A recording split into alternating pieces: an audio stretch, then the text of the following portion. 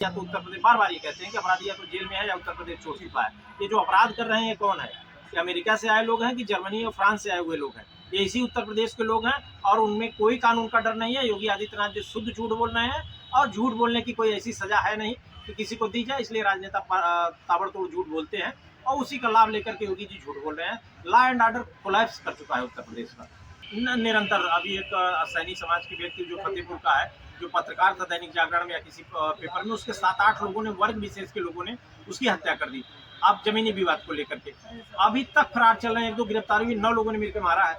अब इस तरीके की कार्यवाही कहीं न कहीं सत्ता द्वारा जो सत्ता से जुड़े लोग हैं, उनके लोग हैं जो उनको पोषित करते हैं, ये भी अपराध कर रहे हैं, जिसके कारण इसमें उत्तर प्रदेश का अपराध बढ़ा हुआ है। ट्वीट का बहुत बड़ा मतलब होता है। ट्वीट बहुत छोटी चीज नहीं है। अभी मोदी जी एक ट्वीट कर दें तो तुरंत न्यूज बन जाएगा। अमेरिका के खिलाफ एक ट्वीट कर दें तुरंत न्यूज बनेगा। भारत के प्रधानमंत्री ने अमेरिका के खिलाफ ये लिखा। तो उसी तरीके से अगर पूर्व मुख्यमंत्री का ट्वीट आता है तो सरकार सजग होती है। तो सरकार को जगाने के लिए कि आपका लॉ एंड ऑर्डर फेल कर चुका है, अखिलेश यादव जी ने ट्वीट किया है और सरकार प्रॉपर कार्रवाई करे, इसीलिए से अखिलेश यादव जी का वो ट्वीट आया था। नमस्कार दोस्तों, मैं हूं रमेश पटेल। दोस्तों, इसमें उत्तर प्रदेश में जंगल राज कायम हो गया है। हम इसलिए नहीं कर रहे हैं कि जिस तरह से उत्तर प्रदेश में लगातार एक के बाद एक वारदात सामने निकल कर आ रही हैं, वह तस्वीरें उत्तर प्रदेश की शासनकाल की जो व्यवस्थाएं हैं उसका पोल खोलता हुआ नजर आ रहा है। दोस्तों, आपको बताना चाहेंगे कि अभी कुछ दिन पहले उत्तर प्रदेश के जौनपुर में ताइक्वांडो खिलाड़ी अनुराग यादव की दिन दहाड़े कत्ल कर दिया जाता है। उसके कत्ल के बाद से लगातार उत्तर प्रदेश में जो राजनीतिक गलियारे हैं उसमें तरह तरह की कमेंट किए जा रहे हैं। हमारे साथ बात करने के लिए इलाहाबाद उच्च न्यायालय के प्रखर अधिवक्ता हृदय लाल मौर्य जी हैं। आइए हम इनसे जानने का प्रयास करते हैं कि जिस तरह से उत्तर प्रदेश की व्यवस्थाएं इन दिनों देखने को मिल रही है, क्या इस तरह से वह सुधर पाएगी?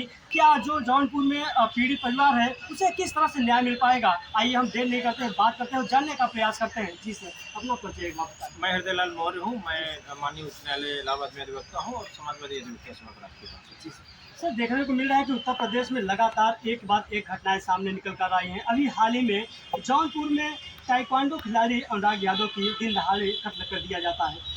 तो बताइए किस तरह से उसे न्याय मिल पाएगा? और जिस तरह से राजनीतिक पार्टियां तरह तरह की कमेंट कर रहे हैं, क्या लग रहा है कि उस पीड़ित परिवार को किस तरह से न्याय मिल पाएगा? देखिए, न्याय देने का काम न तो सरकार का है न विपक्ष का है, और न्याय देने का काम न्यायपालिका का है।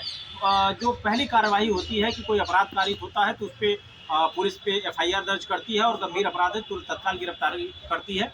तो ये काम सरकार को करना चाहिए था और सरकार ने ये काम किया है।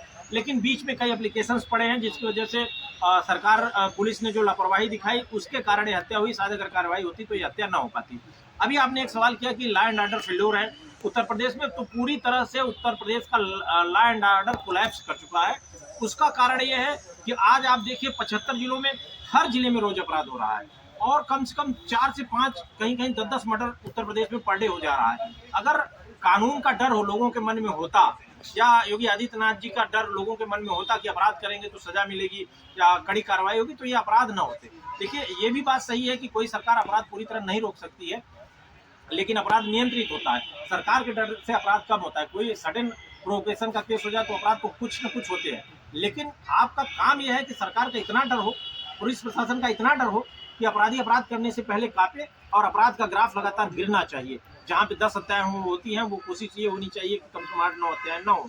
इसमें सरकार पूरी तरह फेल है और कहीं ना कहीं ये कुछ हत्याओं में वो वर्ग विशेष के लोग या पार्टी के संरक्षित लोगों का इसमें हाथ पाया गया है, जिसके कारण अपराध का ग्राफ उत्तर प्रदेश में बढ़ा हुआ है। वहीं दूसरी तरफ अगर देखा जाए तो उत्तर प्रदेश के जो मुखिया है योगी आदित्यनाथ द्वारा बताया जाता है कि उत्तर प्रदेश की जो व्यवस्थाएं हैं वह अन्य प्रदेशों की अपेक्षा यहाँ का जो शासन व्यवस्था है पूरी तरह से चुस्त दुरुस्त है। और उसके बावजूद भी एक के बाद एक घटनाएं सामने निकल कर आ रही और उसी शासनकाल के जो संबंधित अधिकारी हैं उसके द्वारा कहीं ना कहीं हीला हवारी मामले में किया जाता है। तो क्या जो कानून व्यवस्था के दावे किए जा रहे हैं वह कहीं देखने को मिल पा रहा है? देखिए, अगर हंसी मजाक में बात कहा जाए तो राजनीति में झूठ बोलना पाप नहीं है। ज़्यादातर नेता कहीं न कहीं मौका देके झूठ बोल दे रहे हैं। योगी जी शुद्ध झूठ बोल रहे हैं। आप ये बताइए, ये कह रहे हैं कि अपराधी या तो उत्तर प्रदेश, बार बार ये कहते हैं कि अपराधी या तो जेल में है या उत्तर प्रदेश छोड़ चुका है। ये जो अपराध कर रहे हैं ये कौन है?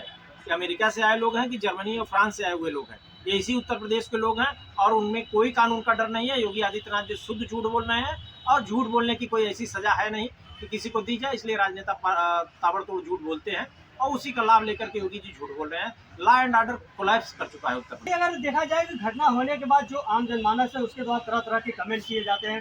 कहा जाता है कि कुछ लोग कमेंट करते हैं कि जो सरकार है वह जातिवाद देकर कार्रवाई करती है, तो क्या इस तरह की कुछ देखने को मिल रहा है? निरंतर अभी एक सैनी समाज के व्यक्ति जो फतेहपुर का है, जो पत्रकार था दैनिक जागरण में या किसी पेपर में, उसके 7-8 लोगों ने, वर्ग विशेष के लोगों ने उसकी हत्या कर दी।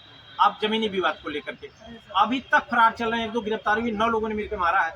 अब इस तरीके की कार्यवाही कहीं न कहीं सत्ता द्वारा, जो सत्ता से जुड़े लोग हैं, उनके लोग हैं जो उनको पोषित करते हैं, ये भी अपराध कर रहे हैं, जिसके कारण इसमें उत्तर प्रदेश का अपराध बढ़ा हुआ है।